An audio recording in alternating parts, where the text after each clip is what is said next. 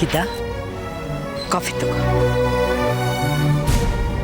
ಏನು ಯೋಚನೆ ಮಾಡ್ತಾ ಇದೀಯಾ? ಸುಮ್ಮನೆ ಕೊರಗಬೇಡ ಕಣೆ. ನೋಡು, ಯೋಚನೆ ಮನುಷ್ಯನ್ನ ತಿಂದು ಹಾಕ್ಬಿಡುತ್ತೆ. ನೋವನ್ನು ಹೇಳ್ಕೊಂಡ್ರೆ ಅದಕ್ಕೆ ಪರಿಹಾರ ಹುಡುಕ್ಬೋದು. ಅಮ್ಮ, ಶಂಕರು ಅವ್ರ ಜೊತೆ ನನಗೆ ಮದುವೆ ಗೊತ್ತಾಗಿದ್ದು ಅದು ಮುಗಿದು ಹೋದ ಕಥೆ ಅಲ್ವೇನೆ. ನನಗದೇ ಚಿಂತೆ ಆಗಿರೋದು. ಶಂಕರ್ ಅವ್ರಿಗೆ ಈಗಾಗಲೇ ಒಂದು ಮದುವೆ ಆಗಿಬಿಟ್ಟಿತ್ತು. ಆದರೆ ಅವ್ರ ಮಗುಗೆ ನಾನು ತಾಯಿ ಆಗ್ತೀನಿ ಅನ್ನೋ ಕಾರಣಕ್ಕೆ ನನ್ನನ್ನು ಒಪ್ಕೊಂಡ್ರು. ಹಾಗೆ ನೋಡೋಕೆ ಹೋದರೆ ಅವ್ರನ್ನ ಮದುವೆ ಆಗೋ ಯಾವುದೇ ಯೋಗ್ಯತೆ ನನಗಿರಲಿಲ್ಲ. ಆದರೆ ಅವರಲ್ಲಿ ಇದ್ದಿದ್ದು ಒಂದೇ ಕೊರತೆ ಏನಂದರೆ ಅವ್ರಿಗಿದು ಎರಡನೇ ಮದುವೆ. ಇದೇ ಕಾರಣಕ್ಕೆ ನಾನು ಒಪ್ಕೊಂಡಿದ್ದೆ.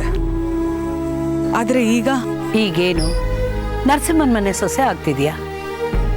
ನರಸಿಂಹಣ್ಣನಿಗೆ ನಮ್ಮಪ್ಪ ಒಳ್ಳೆ ಸ್ನೇಹಿತರಾಗಿದ್ದರು. ಅದು ಅಲ್ಲದೆ ಅವ್ರಿಗೆ ಕಬಡ್ಡಿ ಹೇಳ್ಕೊಟ್ಟು ಗುರು ಅನ್ನೋ ಗೌರವ ಅವರಿಗೆ. ಅಂಥ ಸ್ನೇಹಿತನ ಮಗಳು ನಾನು ಅಂದಾಗ ಅವ್ರಿಗೆ ಅಭಿಮಾನ, ಅದೆಲ್ಲ ಸರಿ. ಆದರೆ ಏನೇ ಆದರೆ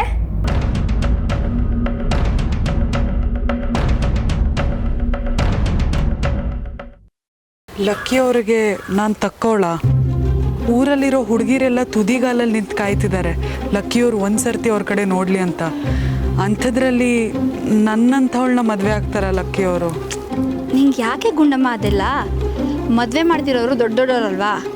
ನೀನು ಯಾರನ್ನಾದ್ರೂ ಇಷ್ಟಪಟ್ಟಿದ್ಯಾ ಹೇಳು, ಅವನ್ನೇ ಕಟ್ತೀವಿ. ಅಥವಾ ಆ ಲಕ್ಕಿ ಯಾರನ್ನಾದ್ರೂ ಇಷ್ಟಪಟ್ಟಿದ್ದೀನಿ ಅಂತ ಹೇಳಿದನ ಅವ್ರ ಮನೆಯವರು ಅವಳನ್ನೇ ತಂದು ಕಟ್ತಾರೆ. ಈಗ ಅದೆಲ್ಲ ಅಲ್ಲ ತಾನೇ. ದೊಡ್ಡವ್ರು ನಿಶ್ಚಯ ಮಾಡಿರೋ ಮದುವೆ ಸುಮ್ಮನೆ ತಲೆ ತೆಗೆಸ್ಕೊಂಡು ಮದುವೆ ಮಾಡ್ಕೋ. ಈಗ ನಾನು ನಿಮ್ಮ ಅಣ್ಣನ ಮದುವೆ ಮಾಡ್ಕೊಂಡು ಬಂದಿಲ್ವಾ ಈ ಮನೆಗೆ, ಹಾಗೆ. ಅದಲ್ಲ ಕಣೆ, ಅವಳು ಯೋಚನೆ ಮದುವೆ ಆದಮೇಲೆ ಅವಳ ಜೀವನ ಹೇಗಿರ್ಬೋದು ಅಂತ. ಅದನ್ನೆಲ್ಲ ನಾಳೆ ಯೋಚನೆ ಮಾಡಿದ್ರೆ ಆಯಿತು ಅಲ್ವಾ ಅತ್ತೆ? ಇವತ್ತು ಮಾಡೋ ಕೆಲಸನ ಸರಿಯಾಗಿ ಮಾಡಬೇಕಲ್ವಾ? ಹೀಗೆ ಮಾಡಿನೇ ನೆನ್ನೆ ಮದುವೆ ಮುರಿದು ಬಿದ್ದಿದ್ದು.